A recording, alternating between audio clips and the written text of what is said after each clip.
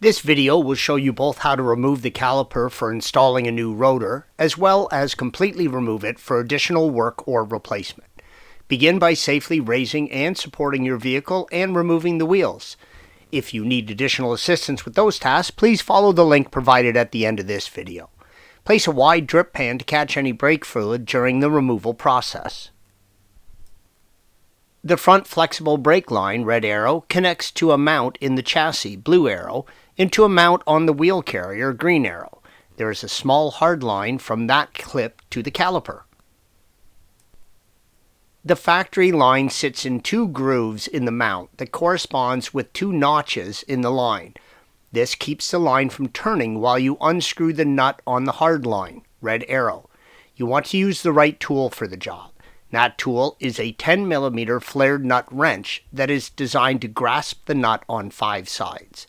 The nuts on the hard line are easy to strip. Do yourself a favor and use the right tool. Once you break this connection open, brake fluid will escape. It is slippery, but most importantly, deadly to your paint. Do not get any on your paint or on your body and lean against your paint.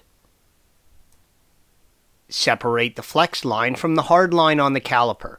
It is a really good idea to cap the hard line while the flex line is off, red arrow.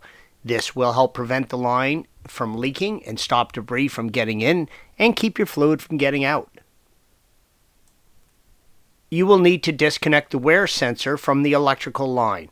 Release the electrical connector by using a flathead screwdriver and rotating it to release the clip, red arrow.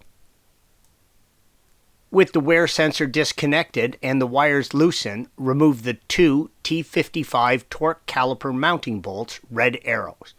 You will need to replace these bolts with new ones for installation. They are single use only. During installation, these bolts will be needed to tighten to a torque value of 85 Newton meters or 63 foot-pounds. With everything disconnected, you can now remove the caliper from the rotor. The brake pads may still be pressed up against the rotor. You can either use a flathead screwdriver to separate the pads from the rotor. I only recommend this if you are going to be replacing the rotors too, or lifting from the bottom and wiggle the caliper side to side against the rotor to compress the pistons back into the caliper. You can now move the caliper to a flat work surface.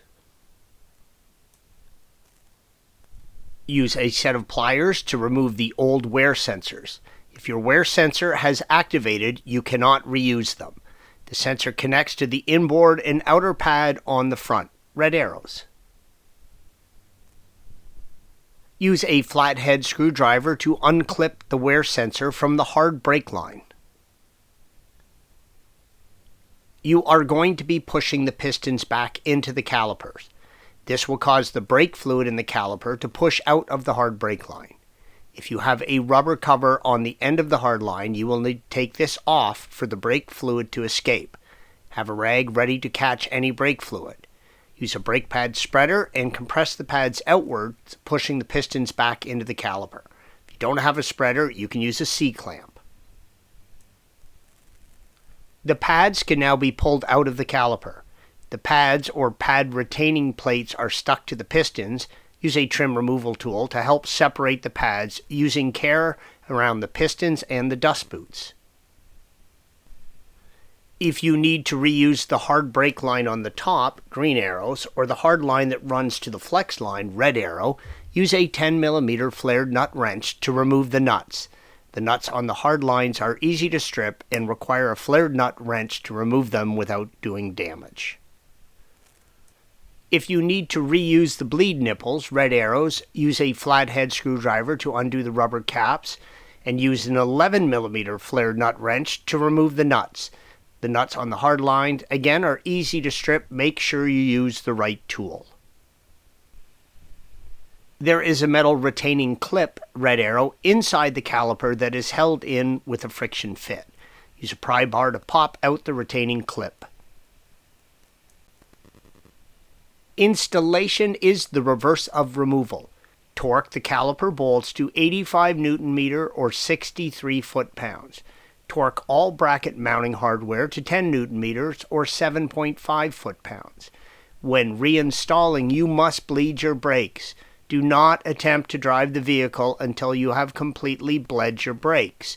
Please follow the link provided at the end of this video if you need additional assistance with that task. Apply a small amount of anti-squeal to the back of the pads where they contact the pistons. Make sure to remove any dust buildup inside the caliper, and brake pads need to be properly bedded or broken in.